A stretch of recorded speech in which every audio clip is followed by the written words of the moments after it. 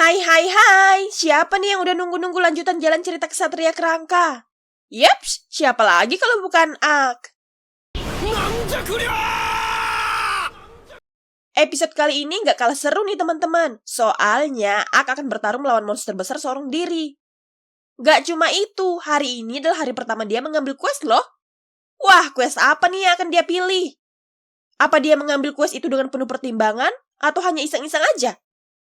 Nah, jawaban dari pertanyaan-pertanyaan itu ada di dalam video ini teman-teman. Jadi kalian wajib banget buat nonton sampai akhir ya.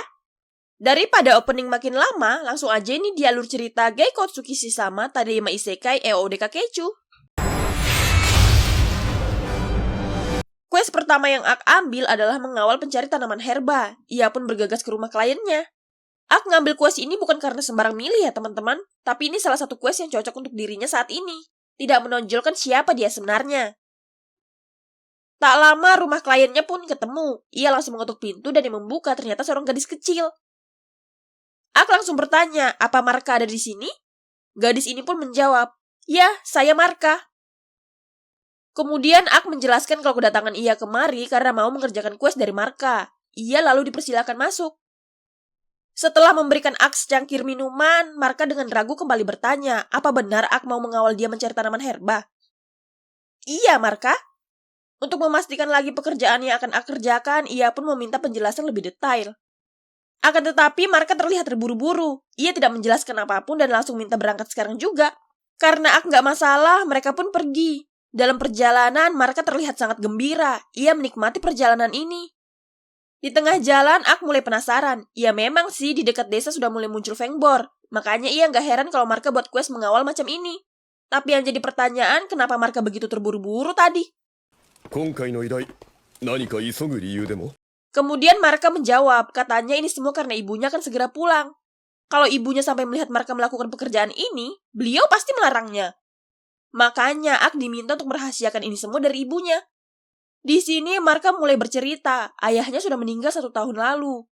Jadi ibunya membesarkan dia bersama adiknya seorang diri. Dulu ayah Marka bekerja sebagai pengumpul tanaman herba, makanya Marka berpikir mungkin dengan melakukan pekerjaan ini, ia bisa membantu ibunya. Marka cuma pengen membahagiakan ibunya saja. Mendengar perkataan polos dan tulus Marka, Ak jadi merasa tersindir. Dulu di umur segitu ia nggak pernah kepikiran hal ini, malah yang ada dia sibuk main game. Sampai besar gini juga masih suka main game sih. Setelah semakin dalam masuk ke dalam hutan, akhirnya Marka menemukan tanaman herba yang bernama Kokora. Tanaman ini berfungsi untuk menyembuhkan luka goresan, dan kalau bunganya dibakar, bisa digunakan untuk mengusir serangga.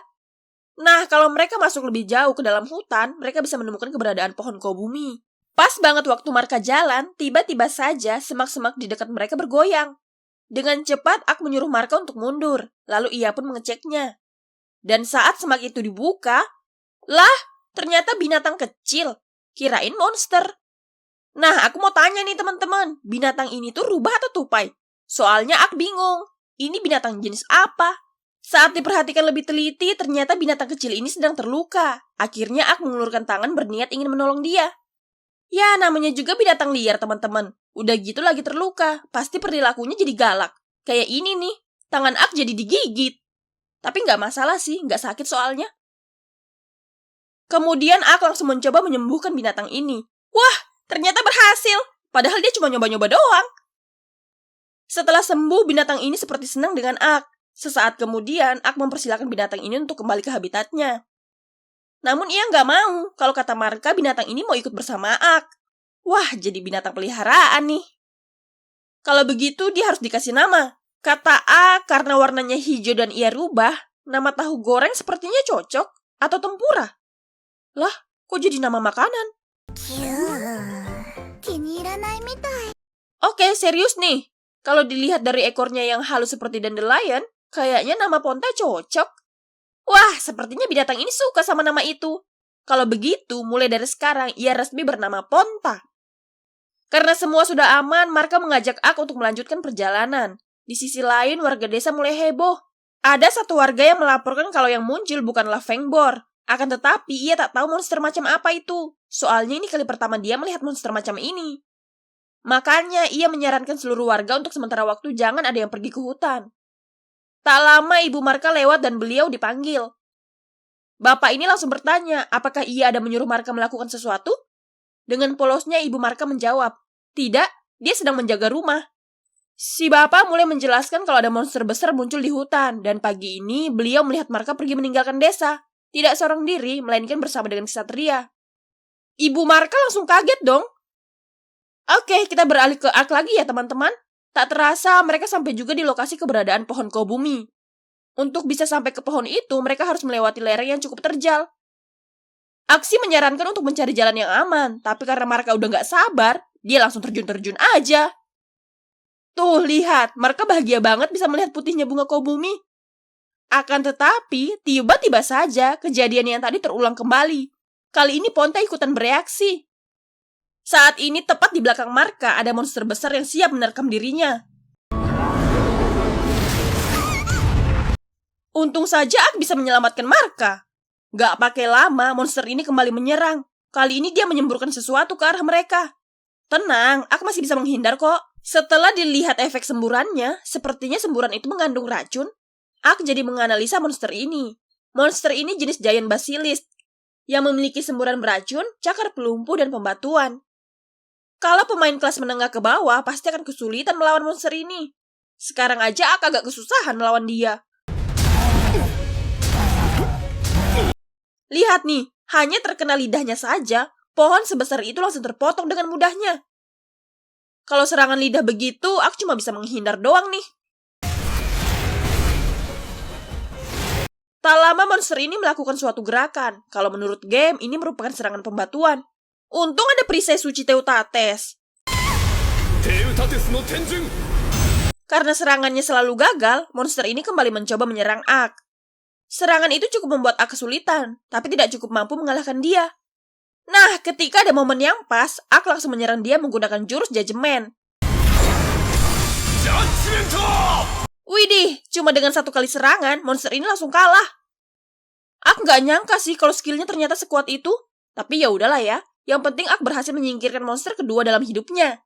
Saat semua sudah aman, Marka takjub sama apa yang barusan dia lihat. Ia langsung memuji kehebatan Ak.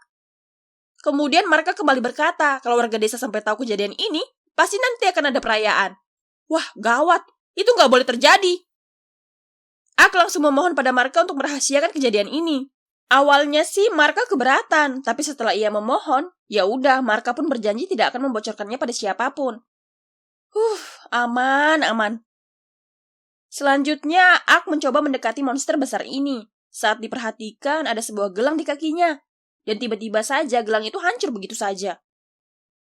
Ak kembali berpikir, mungkin Fangbor yang muncul di dekat desa pada kabur gara-gara monster ini.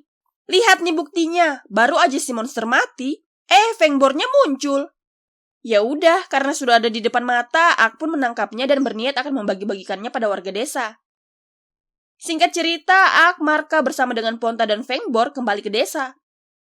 Ak langsung menyerahkan monster itu pada warga, tapi taring dan batu sihirnya akan Ak ambil. Dan kalau ada warga yang bisa menguliti dia, tolong kulitnya diberikan pada Marka ya. Lalu daging dan yang lainnya silakan dibagi rata ke seluruh warga. Warga langsung menerimanya dengan senang hati. Tak lama Ibu Marka datang menghampiri.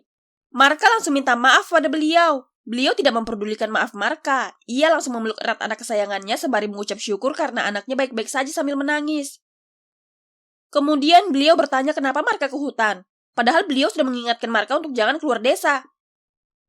Dengan wajah tertunduk, Marka menjawab, ia pergi ke hutan hanya karena mau mengumpulkan bunga Kobumi.